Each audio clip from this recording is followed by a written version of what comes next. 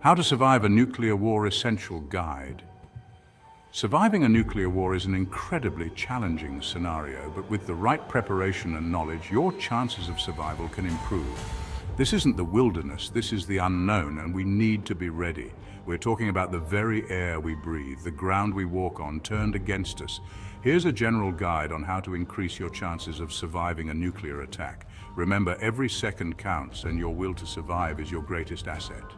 We're going to face this threat head-on and equip you with the knowledge to survive. Don't forget to share, like, and subscribe for more essential survival tips. Out here in the wild, I rely on my survival kit. In a nuclear event, that kit becomes even more critical. Non-perishable food, enough for 2 weeks. Water, a gallon per person per day. This isn't a picnic, it's survival. A first aid kit is your lifeline. Don't forget a flashlight and batteries. Pack a hand crank radio. Medications are crucial, and remember sanitation. Pack it well, pack it smart, and pack it like your life depends on it. In the wild, I seek shelter from the elements. In a nuclear event, you seek shelter from an invisible enemy, radiation. The best bet is underground. Basements are ideal, fallout shelters even better. Think thick walls, concrete, lead, materials that can block radiation. Remember, we're talking about surviving a blast that can vaporize metal, so don't underestimate its power. If you're caught in a building, head for the center, away from windows. The inner rooms, like a bathroom or utility room, offer a layer of protection, especially if they don't have windows. Remember, every bit of distance, every layer of material increases your odds of survival. Underground parking garages can also provide some protection, but remember, the key is to put as much distance and as many barriers between you and the fallout as possible. This isn't about comfort.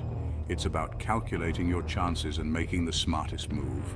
Your shelter is your sanctuary, your fortress against the invisible threat.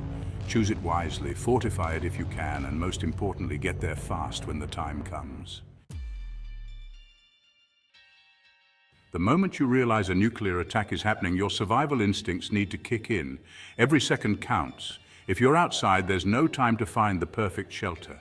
The initial blast wave travels faster than the speed of sound. You'll see a flash, and then the shock wave will hit. If you're caught in the open, drop to the ground, face down, cover your head with your arms and hands. This is the duck and cover technique. We're not just dealing with the blast, but also with the debris it hurls. Once the initial shock wave has passed, find more substantial shelter and fast. Get indoors, seal yourself in, and wait it out. This initial hour, the actions you take will determine your fate. Chapter 4. The Fallout Zone. Stay inside, stay alive. The aftermath of a nuclear blast is a dangerous game. The air itself becomes the enemy, laced with radioactive particles. The rule here is simple: stay inside.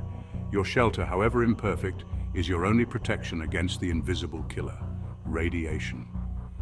For the first 48 hours, consider your shelter your new home. Seal all windows and doors, stuff cracks with cloth, plastic sheeting, anything to create a barrier. Turn off ventilation systems. You don't want to draw in contaminated air. This period is critical. Radiation levels are at their peak and exposure can be lethal. The longer you can stay sheltered, the safer you'll be. Remember, radiation decays over time. The first 24 hours are the most dangerous, with levels dropping significantly after that. If you absolutely must go outside, keep it brief. Wear a mask, long sleeves, gloves, anything to minimize skin exposure. And when you come back in, decontaminate immediately. Shower thoroughly, scrubbing your skin gently. Remove and bag all outer clothing, sealing it away from your living area. Chapter 5. Radiation. Understanding the invisible enemy. In the wilderness, I can see the dangers I face, but radiation is a silent, invisible enemy. It's crucial to understand how it works, how to measure it, and how to minimize exposure. A Geiger counter or radiation detector can be a lifesaver. It measures the amount of radiation in the environment, giving you a sense of the danger levels. Keep one in your emergency kit and learn how to use it. Remember, knowledge is power, especially when facing the unknown. Keep your hand crank radio close. Emergency broadcasts will provide updates on radiation levels and guidance on when it's safe to leave shelter. Don't rely on guesswork. Trust the experts, follow their instructions, and stay informed. Remember, radiation decays over time. The majority of the decay happens within the first 24 hours, with levels dropping significantly. After 2 weeks, the threat level will have reduced considerably, but even then, caution is key. Chapter 6. The Long Game. Adapting for long-term survival. Surviving the initial blast and the immediate fallout is just the beginning. We need to think long-term, adapt to a world forever changed. Food and water will be scarce. Your emergency supplies will only last so long. Learning to grow your own food will be crucial. Stockpile seeds. Hardy varieties that can withstand harsh conditions. Learn basic farming techniques. Remember, the wilderness teaches us that even in the most desolate environments, life finds a way. First aid skills will be more valuable than ever. Treat cuts, burns, and infections. Learn how to recognize and manage radiation sickness, nausea, vomiting, fatigue. These skills, once considered basic, will be essential for survival. Maintaining a sense of community will be vital. Help your neighbors, share resources, and work together. In the face of adversity, human connection is our greatest strength. Remember, we're not just fighting for our own survival, but for the future of humanity. Chapter 7. Mental fortitude. Your mind is your greatest weapon. We've talked about physical survival, but mental preparedness is just as vital. A nuclear event is traumatic. Panic and fear are natural reactions, but we can't let them control us. Remember, your mind is your greatest weapon in this fight. Practice mindfulness, deep breathing exercises. Find ways to manage stress and anxiety. A clear head will help you make rational decisions in a crisis. Maintain a sense of hope. Believe in your ability to survive. Focus on the things you can control, your actions, your attitude, your resilience.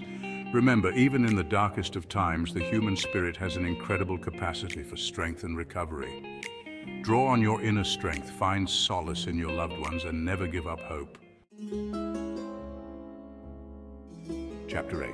Evacuation. Knowing when and how to move. The decision to leave your shelter should not be taken lightly.